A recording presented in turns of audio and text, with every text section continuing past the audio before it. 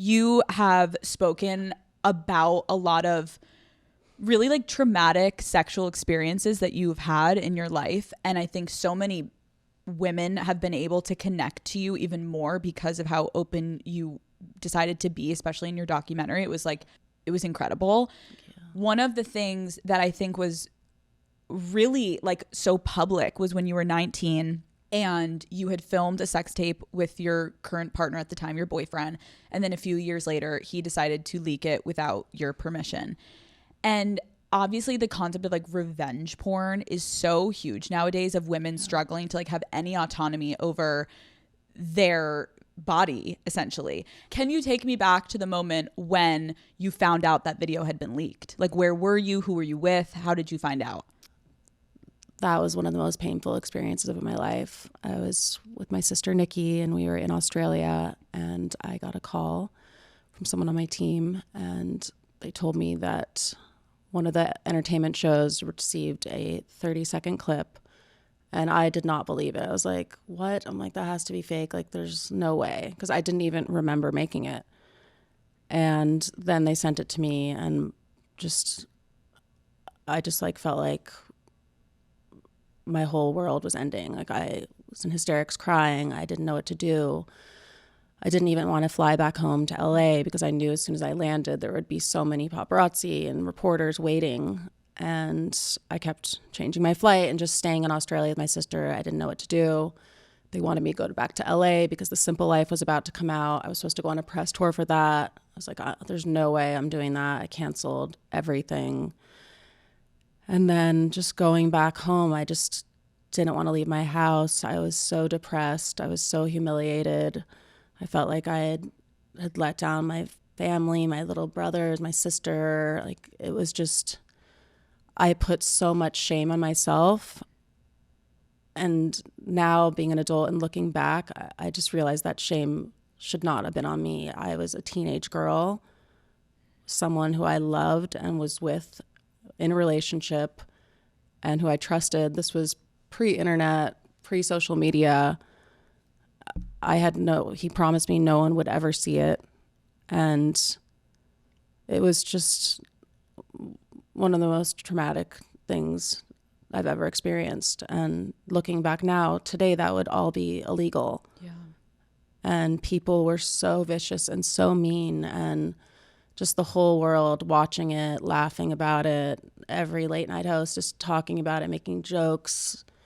And it's something that will haunt me for the rest of my life. Just one night with someone who I loved and trusted.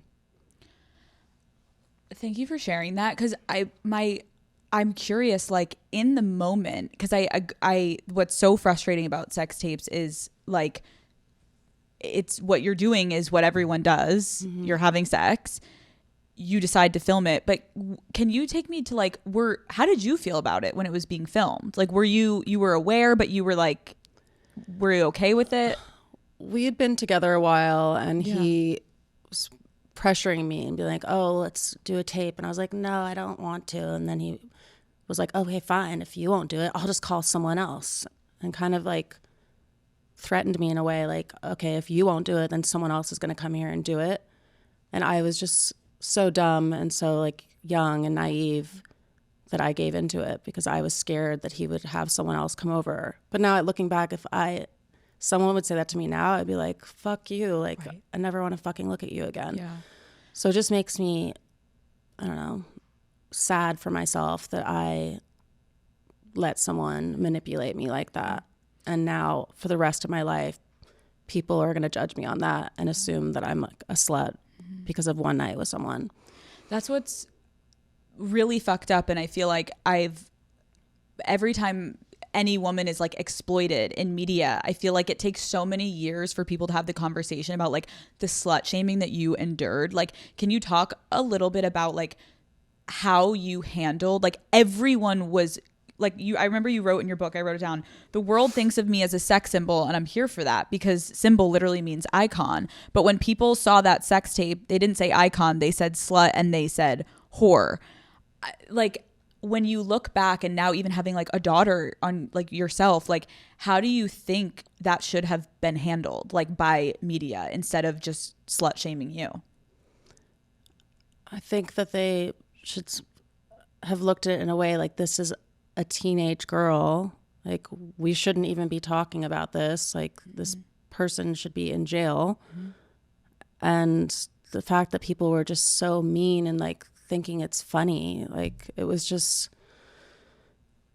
disgusting just to have to see just what, I don't know, just misogynistic people just being so judgmental, and I don't know, everyone vilifying me and then celebrating him. Like, it was just, and then for people to think that I was in on it as well. That was the part that pissed me off the most, where people thought that I was involved in this, because that was the last thing that I would ever want in my life. Like, I always looked up to all these amazing women, and I felt like when he did that to me, he took all that away from me. And I could have never been the person who I wanted to be. Yeah. I feel like something about being this like, sex symbol, this like hot woman that everyone looked at in not even just America, the world. Like, I'm curious, like, how you felt about yourself and your sexuality behind the scenes while everyone else was like getting off to you, watching your sex tape, talking about your body, your looks. Like, how did you feel? It just made me scared about anything that had to do with sex. Like, after that, I was so closed off. I didn't want to hook up with anyone because I was just nervous. Like, I would date people, but I would only kiss them because I would just be nervous to do anything else. And then the whole world is assuming, oh, she's the sex symbol. But deep down inside, like, I didn't even want to let anyone do anything to me. Yeah. But everyone, because of that tape, assumed that I was like doing that every night with people. Right.